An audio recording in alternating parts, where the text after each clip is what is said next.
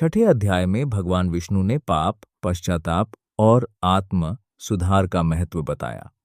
7वें अध्याय में गरुड़ जी ने भगवान विष्णु से पूछा, हे प्रभु, कौन से पुण्य कर्म मनुष्य को इस लोक और परलोक दोनों में सुख और कल्याण प्रदान करते हैं? भगवान विष्णु बोले, हे गरुड़, जो मनुष्य निस्वार्थ भाव से दूसरों का हित करता है, सत्य का पालन करता है, दान देता है, करुणा रखता है और भगवान का स्मरण करता है, वह महान पुण्य का अधिकारी बनता है। भगवान विष्णु ने आगे बताया कि केवल बड़े कार्य ही पुण्य नहीं देते, छोटे छोटे सद्कर्म भी अत्यंत महत्वपूर्ण हैं।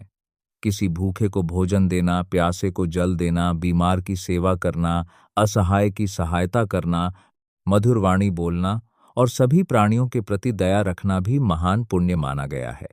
उन्होंने कहा, जो व्यक्ति अपने माता, पिता, गुरु और बड़ों का सम्मान करता है तथा अपने परिवार और समाज के प्रति अपने कर्तव्यों का पालन करता है, उसका जीवन धर्ममय बन जाता है। गरुड़ जी ने पूछा, हे प्रभु, क्या केवल धनवान व्यक्ति ही दान और पुण्य कर सकता है?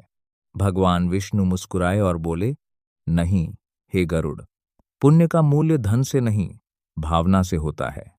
यदि कोई व्यक्ति अपनी सामर्थ्य के अनुसार प्रेम और श्रद्धा से सहायता करता है तो उसका छोटा सा दान भी अत्यंत फलदायी होता है।